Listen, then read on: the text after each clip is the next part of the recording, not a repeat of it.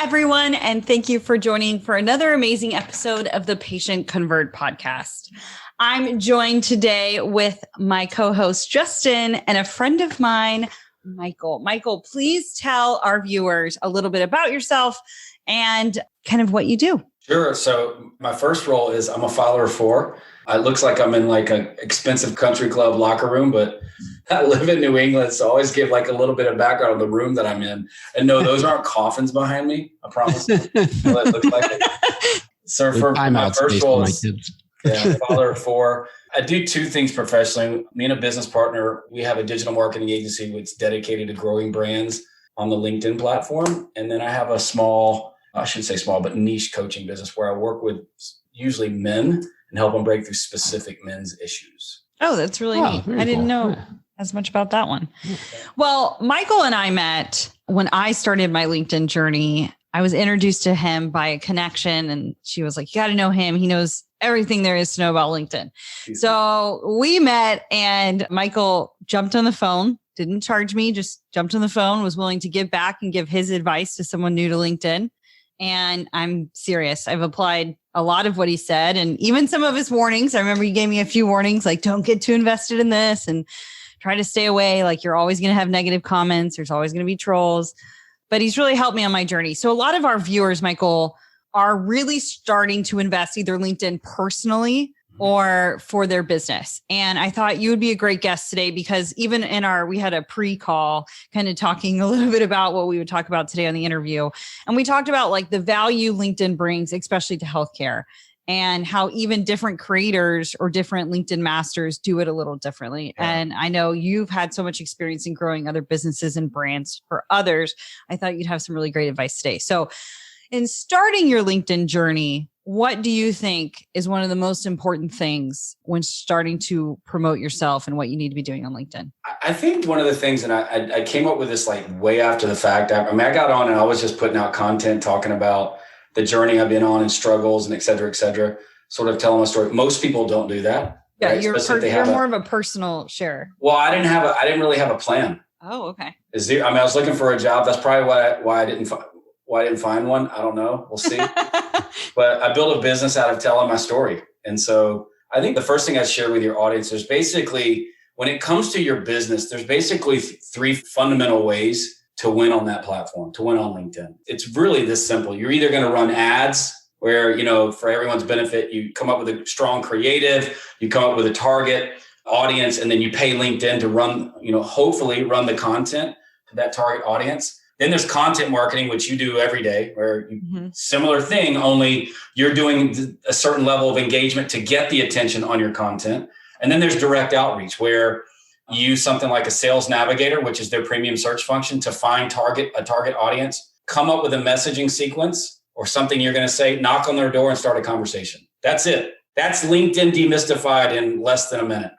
So yeah, that's huge because even just bringing it down in those three sections. So with healthcare, I've really kind of helped some of our clients and some people learn how they can apply it to LinkedIn. And one of the things that always amazes them is LinkedIn Sales Navigator. Like there's this whole don't look at the man behind the curtain thing, right? But it's really not a secret. And can you talk about some of the unique capabilities that you use? Because you use Navigator every day to build business, right? We use it for our clients. We build target search criteria for our clients. We do that for them because even if they have an idea, just the fact that they get to bounce some of those ideas off strategists outside of their sphere of understanding of their market. But essentially, Sales Navigator, it's a paid for search engine. It's part of it's dedicated for people that are on LinkedIn, looking for other people on LinkedIn have LinkedIn profiles or company profiles. It is imperfect, but it's by far the best search engine on any social media platform. I mean, you think of Facebook, show me a search engine, that lets me search by multiple criterias and get an output. You typically don't see that on Facebook, Instagram, Twitter. You just don't have that. So if you're going to be on LinkedIn and you're going to be growing your business or trying to grow an audience, it's just for $80 a month. It's just a no-brainer. You get it back in spades, probably on a couple of conversions. Now, talk to me a little bit about, because I know the listeners are going to be like, oh, do you mean like the people that reach out to you 1,000 times in a row the second you get their connection? So there's again, it's the one bad egg can spoil the bunch, but this is 1,000 or 100,000 bad eggs can spoil LinkedIn. So talk about, because there's that bad taste that's left in people's mouth. You connect and then they just like keep hitting you up like constantly. But what is using that tool, using outreach effectively supposed to look like? Well, let me talk about the first point. I was trying to come up with, because Kelly and I talked about this, and I kind of went on a rant because I overheard, and that's why I was like, I'm going to bring it up. Listen here. Let me tell you something, Ray. Again, go back. You will get on. I'm going to answer your question, but I'm going to go a long way to get there. And then I want to give you an analogy to think about it. So at the end of the day, a medical practice is a business. And in a traditional sense, you're not going out theoretically and knocking on doors and saying, hey, we offer this service. Typically, as I understand it, because I'm on the patient side, doctors usually play a lot of catch. They don't have to do a lot of pitch. Although I think some of them in more crowded markets have figured out a way and realized that marketing is important. It's not like knocking on the door and say, I do this procedure, but they market. They have social media pages. It's becoming more and more of that direct. That's what you do. I mean, that's what you help. So Sales Navigator is an important component of that, right? Because if you're in Jupiter, Florida, or you're in whatever, Gwinnett County, Georgia, being able to connect with potential patients, not pitch them, but just give them value through a direct messaging feed at scale is extremely valuable. They may be with a doctor or a practitioner or a provider for the last 10 or 15 years, but you continue to give value. If they ever make a change, you're probably going to be really relevant. What you're talking about, Justin, is what I like to say, many LinkedIn experts that you'll see in the feed that'll just talk about the one component that almost is to say, all you've got to do to be successful on LinkedIn is put out content every day and be engaging and engage, give to other people so they give to you through comment and like engagement. There's nothing wrong with that, but it's very one-dimensional. There's almost 800 million members on this platform. And while the clients that you serve or whoever can hear me, there's such a small percentage of that could be your business.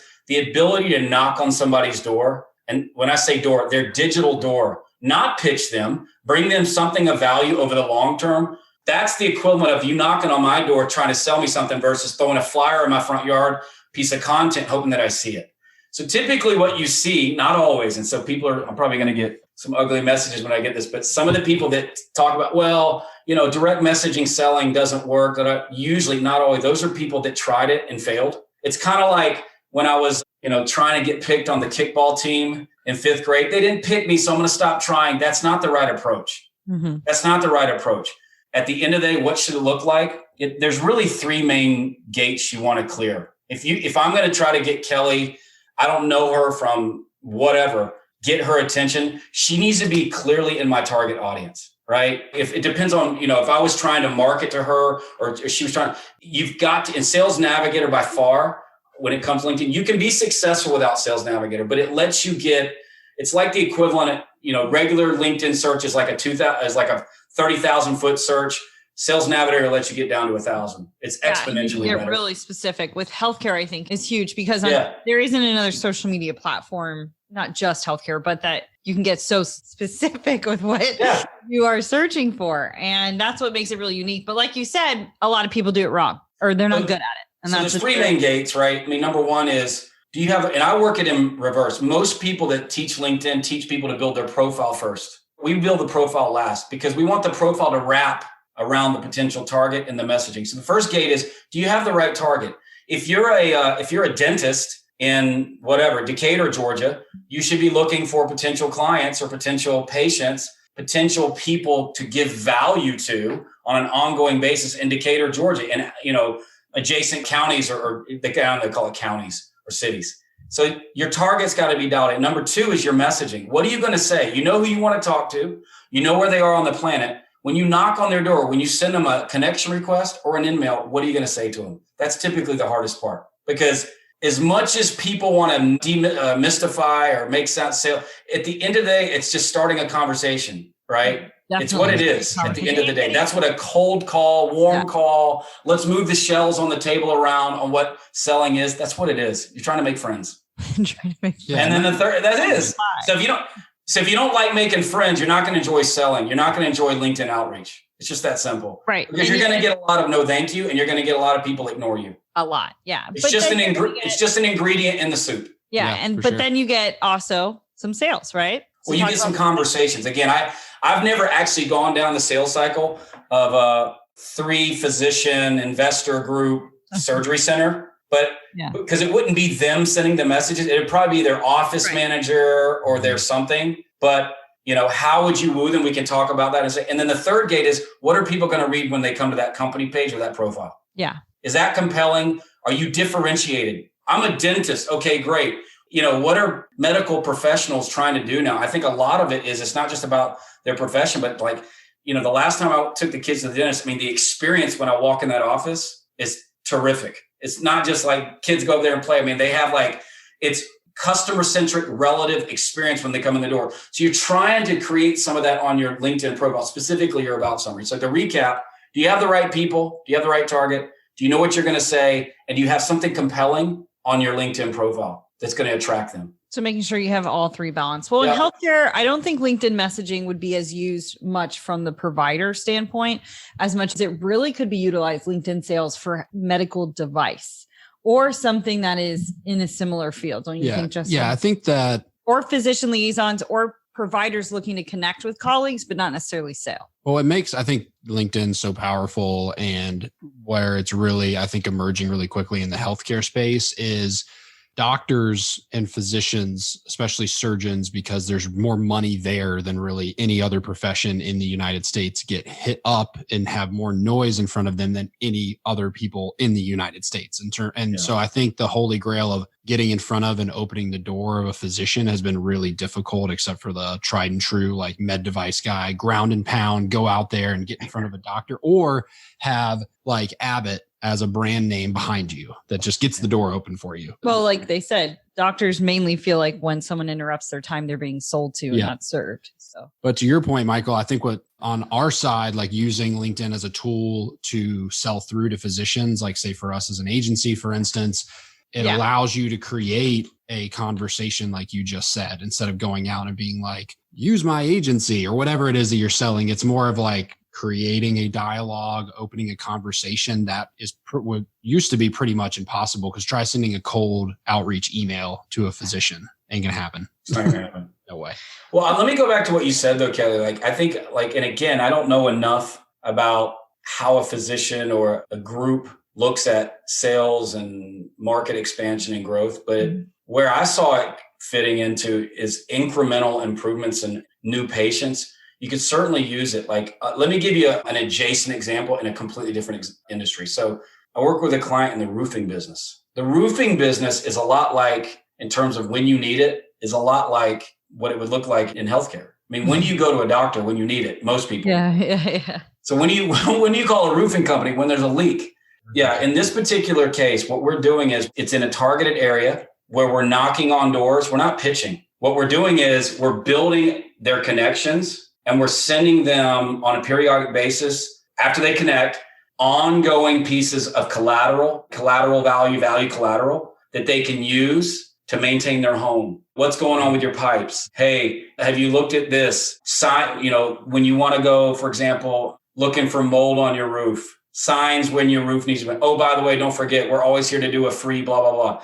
Would you see a physician doing that? You see, would that make any sense to increase incremental, patient growth? I don't know. Well, I think LinkedIn serves a huge purpose for content creation for a physician and growing your brand and thought leadership. I also think where it helps physicians drive new patients is also the thought leadership aspect. Like a lot of physicians like to connect with colleagues or be part of webinars or participate in podcasts or have some kind of thought leadership expert advice in which they can be access a network of some kind. And I think LinkedIn provides networking. People reach out to me to do LinkedIn lives with them because they know my network is big and that it's a large healthcare network. So they want to be part of that network. And I think some physicians want to use direct messaging too, to just be able to get in front of somebody that can get their content, their expert advice in front of the right patients. And that's what I try to tell them, utilize LinkedIn, utilize messaging, but the Sales Navigator, I feel like that's why I wanted you to talk about it. It's so different than just logging into LinkedIn. You really should be strategic about it. You need a workflow process and you need help professionals. I mean, it's a lot too. You know, there's more than one touch point, right? I mean, we're not just saying, like you said, you're not pushing a hard sale and people are just clicking it and it's just rolling. No, you know, because it's one of those services that even in the best of circumstances where someone's seeing their doctor once every 6 months or whatever they are not doing, it's not one of those things that you need all of the time. Right. Right. So it's the same thing with any type. I think LinkedIn is a great place for any industry at all, but most importantly, where it's not a pitch for a doctor. It's not a pitch for someone that offers a service to create awareness. It's not going to be a pitch. Yep. Because you know what? Nobody else is doing it. Their peers aren't doing it. Guarantee you. I have never gotten a message from a physician or their office manager. And honestly, because physicians don't do direct patient, like we're not sending, you know, besides like flyers traditionally where they would. But more like the social media manager of the office. I mean, it wouldn't be the physician, him or her. I'm just saying the group, hey, we're here. Like, you know, whereas like on Facebook, my dentist is always running ads. Yeah. And what's interesting about that kind of potential outreach concept is it mirrors a lot of, I think, in a good way, when people do a social advertising, I think the most common mistake they make is going straight after, especially we're talking about cold audience, not warm audience stuff, but they make the hard ask mistake. Like book an appointment. And what we preach all the time is the most effective ads, especially like in an outreach scenario, like you're talking about, are focused on value creation and education. And that's all we're using ads is to get in front of people and create as much value as possible. What is a common issue people have with X that they see with their patients all the time that fits 80% of their target?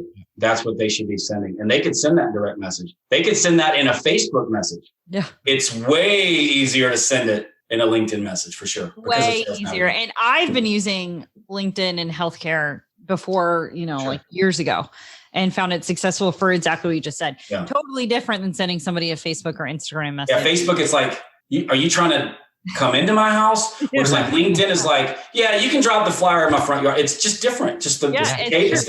It's the difference in the cadence. Personal, you know, it just feels very. Are you my friend? Yeah, you know, and that's the beauty of LinkedIn too. You know, you're not going to see a lot of like animal pics or baby pics on LinkedIn. Like people try to share their content. Really. I don't know. In some cases. Well, there's always a few. So Michael, another question that we have, a lot of this, we talked about kind of building your brand.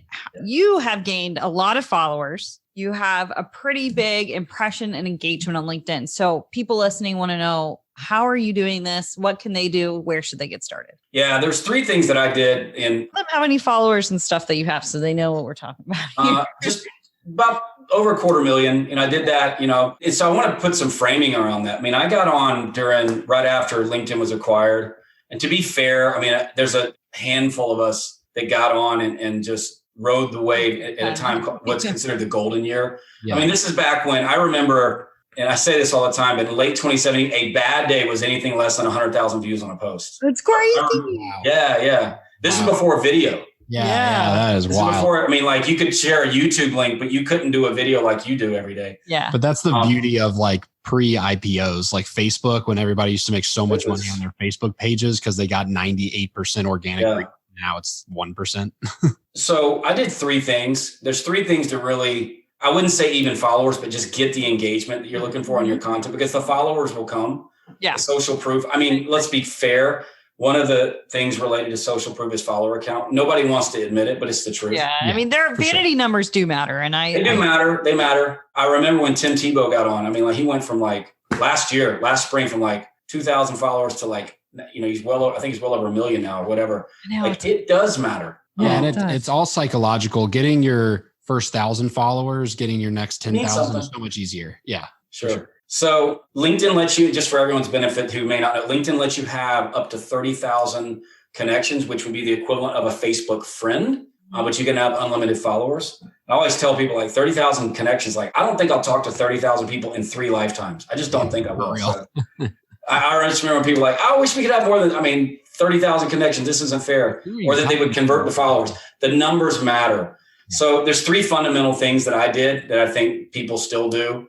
Number 1 is to understand that at least on that platform, it's still what's considered a giver's gain algorithm. So for example, what that means is if, before I even post a piece of content, if I go out and show Kelly, theoretically, show her attention on her content, she's probably going to be likely to want to come to my profile. Who am I? Especially if I consistently do and I bring like a value. She's talking about a tough topic and I add to the thought leadership conversation. She's probably going to show up. She's probably going to send me a connection request or follow me. And when that happens, she's going to see my content. More than likely, she's going to support mine. So number one, you got to learn to give. How much should I give? I tell people usually for every hour you spend on the platform, a good just rule of thumb is that just 10 minutes of giving to other people. Oh, that's a great way to kind of put it. I always said like 15 minutes a day, but that's a better way to put it. Grab a number. Yeah, grab a number. An hour would be, how much time I'm doing on LinkedIn. That's content creation. That's everything. Your whole LinkedIn thing. Do like a 1/5, 1/4 ratio of just finding people either on Sales Navigator, whatever your targets are, giving to other people. So number one is to give to other people. Number two is consistently putting out good content. Now, what is good content? Because content different. That's subjective. Yeah. There's people that love your content and there's people that aren't going to love your content. It's just the way of the world, right? So good content for me is content that matters to your target audience or that matters to you, and so you've seen some of mine. Sometimes I'm a little bit edgy and sometimes I'm a little fluffy. And I will say that what you do, I do talk about this with some of my doctors. So we're two totally different content creators, Michael and I. We support each other's posts, by the way, what he was talking about. And that's really how we got connected. I was like, wow, this guy knows what he's doing on LinkedIn. But I think this is important. It's okay to have opinions on LinkedIn that not everyone's going to agree with. And that's something Michael definitely shares, where I was scared in the beginning, but the truth was it sparks so much engagement because whether they agree or they don't, they have an opinion about it. Then someone else replies and it's like wildfire. Yeah. Plus, I think a lot of people connect with you because you also share personal posts. I tend not to be quite as personal. And when I do get personal, I've noticed way more engagement, just on those posts. But everyone, different strokes for different folks. That's why those posts about getting fired or, my mother came through cancer and wherever you go, people are, we were built for relationship of all kinds and people are always trying to find how their edges meet other people's edges. So, will you see a physician or 3-doctor group, physician group put out content? I don't know, and can they share story without naming names of success story in their practice? I don't think so. I don't know. But the more, to your point, Kelly, the more personal you can get, the more it's relatable because that's essentially what we're doing. So consistently putting out content. What is good content? Again, that's subjective. And then the third thing I did was I created and contributed to community groups of people that support one another's content. Mm-hmm. So there's something to be said for, hey, I don't want to miss Kelly's content. She doesn't want to admit mine, and put ourselves in a position where we can consistently do that. Because while you do something totally different in a totally different space, perhaps your values, how you see things, your perspective on whatever, everything from politics perhaps to, financial, the world, whatever, it doesn't matter. You're trying to find people that you align with to support one another's content. That's important. And you can continue networking with that support. And that's why we've kept in touch too. It's been, I think, 2 years since we met, and we don't talk all the time, but we support each other's posts and then we try to connect when we can and just check in. So what I've done is I was posting, I would say we're in June. I would say up until February, I was probably posting at least twice a day. And then probably 6 months prior to that, 3 times a day. I've pulled back to twice a month because I'm really more commenting now. Plus my business has grown. And I will say that I can see the downs. Well, I can see the upside of that because my world is, outside of social media has changed. Yeah. From a metrics perspective, I was growing at 500-600 followers a day. That's come to a slow halt, which again, I tell people all the time, what are you going to do with 200-something thousand followers that you can't do with 30,000? Well, and then it goes back, vanity numbers do matter. But like you said, there's also things that you have to define for yourself. So I post 5 times a week. So Monday through Friday. I should post 7 days a week. This week I took off and I think I lost huge views. It's decisions that I make for my life and my career. And I'm not chasing 100, whoever wants to be in my network can be in my network. I'm trying to be really specific. I don't know. You have to give me advice on this, but I don't want to hit that 30,000 connection. I keep denying or filtering it out. I don't know why. I guess because I want the ability to talk to more people. But yeah, I'm really picky about my numbers. So those metrics matter. And that's when it goes back to what you said about being consistent. Yep. You do have to kind of keep up with LinkedIn to have it perform the best, but that's okay to make, like where you are, Michael, obviously, I don't think you're hurting for followers and you've made decisions in your personal life and your business and it's working. And like I have too, if I wanted to make it way better, I would probably do 7 days a week or more, but I'm not. Listen, and I'll tell you, and this is just an opinion, like you knew one was coming, like the people that are out there and be like, look, if you want to grow on LinkedIn, numbers don't matter, blah, blah, blah, blah. I get more engagement. I've seen this. I get more engagement than people. This person's got 8,000 followers. I get more engagement with people that have hundreds of thousands. You got to comment. And they'll just tell this story. Like, hold on a second. This person is married and their phone is in their hand. Cause I know this, cause I'm single, 9, 10, 12, 13 hours a day. Yeah. Where I'm going with that is to get that kind of engagement. There's a trade-off. There's a significant unless you're going to pay somebody to do it. Yep. So, and I've seen that. I've seen the dopamine crash more than once in 4 years being on this platform. So that comes with fair warning. Yeah, it's very true. And that was one of the warnings you gave me when I started my journey, because I was like, I'm doing this, I'm doing that. You're like, that's great. That's going to grow your LinkedIn. And that's something Michael told me. You'll get it. Yeah. And you're training the algorithm. You're training the algorithm to respond to you, to throttle you, et cetera. But when you're doing that, you're not doing other things for sure. 100%. And it's okay to, right? Don't you agree, Justin, to watch vanity metrics to make sure they're growing, but it's also okay to remember what's important, and that's driving revenue. Well, I just drop the word vanity. Why is that vanity? Well, like this is for the whole audience. And I'm not correcting you. I'm just saying like, how many people make it sound like, oh, I don't want to be liked. Really? What doctor would say that? They never admit it, but come on, let's live in the real world. Most people are putting out content wanting attention, or they wouldn't be putting it out. That's called journaling. It's all about growing your visibility too. Yeah. And I think it's quality over quantity too, when it comes to a lot of it. Like I get a lot fixated in the numbers, like say of our agency website and watching them grow, like getting over like 10,000 users a month and 20,000 users a month. And it's like, but is the needle moving in terms of the bottom line? Right. Like, are we getting more value-based qualified leads that we're closing that are in our sweet spot ideal client? Or is it like, now I have a bunch more people from India that are reading my blog? I don't know. Yeah. And it is important to know. Well, people that are never going to spend with you. I mean, it's just the way of it. Yeah. Yep, exactly. So, but LinkedIn marketing, we're just kind of talking about some of the other sites, but LinkedIn marketing is huge. These metrics matter. It can have a huge value to you as like personally and what you do professionally. Mm-hmm. Plus you can promote and sell with your own business. So Michael, tell us a little bit about how people can get connected with you Well, before we wrap really quick, I wanted to ask one more question because there's been a massive change in LinkedIn, obviously, in the last couple of weeks. So I'd love your thought because I know some people scrambling, probably 80% of people didn't even know it happened. But I mean, obviously you spend a lot of time inside of the LinkedIn ecosystem. So as an expert of that ecosystem, what are your thoughts on it? And then are there any recommendations you have to kind of live on the other side of it, so to speak? What specific change? The limited, the limited number of connection outreach has been probably the biggest thing that has affected. Well, the real question I have about that, which again, and this is LinkedIn's my business, so I'm going to sound like, sometimes it's a love-hate. They're not clearly a love-hate. it's still the best thing out there. So tell them really quick what happened, because again, like I bet basically, I think it might have been, we started to see it in February, but you've been seeing it I've noticed. So they started to limit, I believe it's a rolling 7-day roll that you can only send up to 100. It's somewhere, we've done so much testing, but somewhere 100, maybe on the high side, 130, but probably about just over 100 connection requests per week. And what did it used to be? I mean, it was way more than that, right? It was unknowable, quite honestly. We did all kinds of testing. It really wasn't a number. It was really a matter of how many times. It's really one fundamental thing.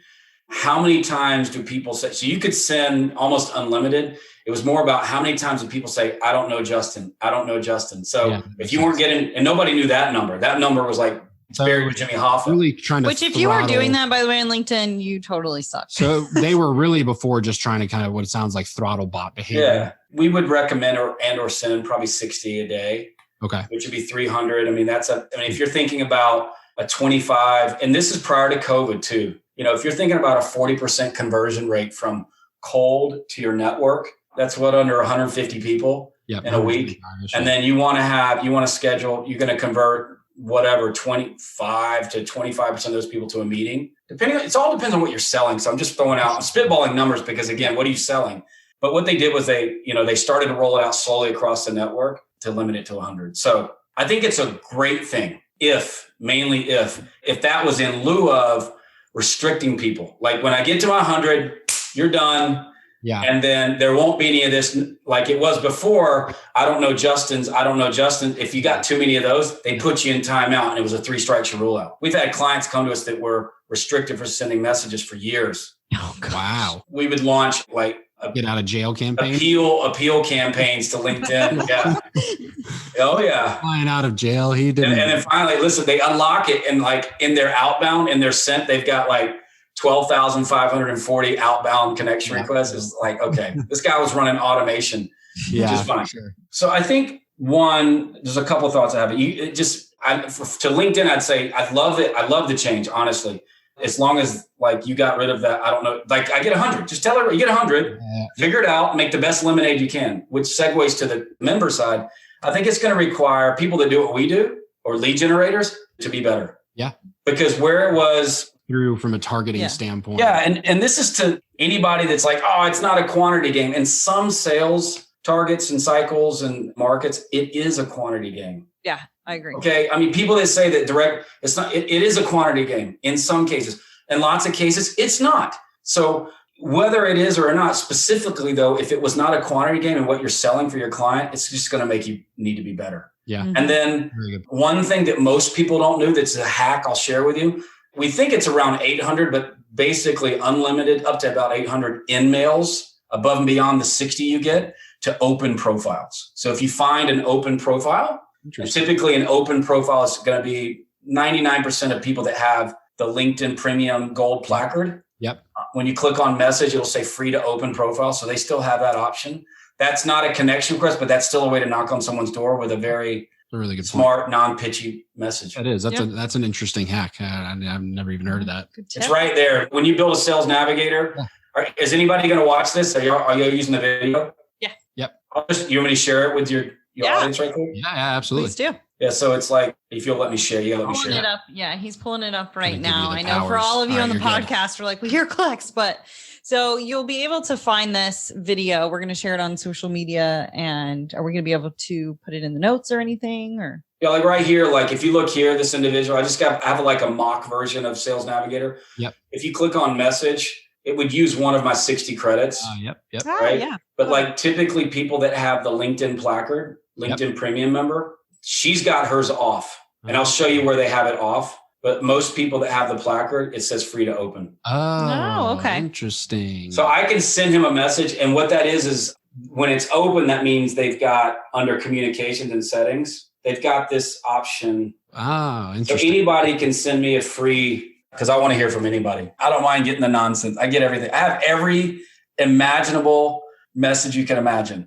I would imagine, with that size of a LinkedIn. I can't even imagine, because my inbox I see hers insane. Oh, bet. Crazy. And I'm like way tinier than you are. So I have no idea how you do it. It's different, obviously different for men than it is women, but that's a whole nother podcast. Yeah, oh God. That's a whole nother podcast. That has actually gotten a lot better, I will say. Yeah. I think that's gotten better. But tell the audience how they can connect with you if they're interested in doing business with you, and how they can support you on LinkedIn. Yeah, so it's Michael David Chapman on LinkedIn. The name of our business is Lead In, one word, Lead In Social.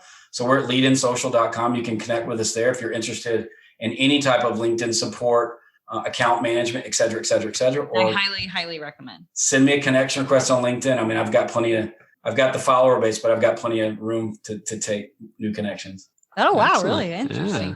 I did get to 30, and then I realized like that didn't mean anything. And so the one hack I will give you, and you're doing it right. When you get, it's a lot easier to accept than it is to remove. Oh yeah. As you already know. So for the last year, she got up to like 29,800 and was like, wait, I don't know if I want to be connected to all these people. I was like, wait a minute, what am I doing? She's like hanging on to those last 200. Yeah. And should I connect or not connect? I mean, you could turn that into a whole podcast, but that really is just what direction are you going? And a lot of people say I don't connect because this doesn't support my business, but that's to suggest that you're always be in that business. So it's a tough one to answer. Yeah. That's very. Well, thank you so much for joining us today. Yeah, thanks for having me. We'll have information to connect with Michael in the show notes. Yeah, and absolutely. Of course, for any more LinkedIn tips, strategies, or just to follow his journey, you can find him on LinkedIn at Michael David Chapman. Thank you.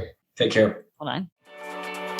Thank you for listening to today's latest episode of the Patient Convert podcast.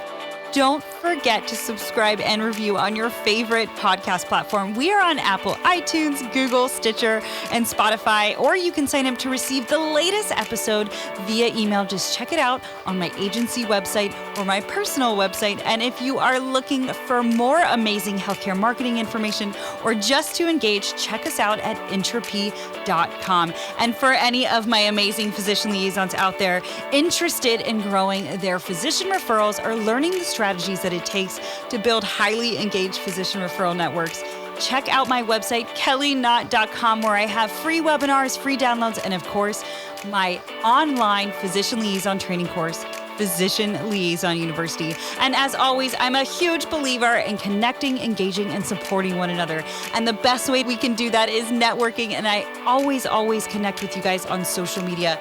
And one of my biggest social media platforms is LinkedIn. So feel free to connect with me there on LinkedIn or Instagram or Twitter at Kelly Knott. And thank you guys again for listening to the Patient Convert podcast with your host, Kelly Knott.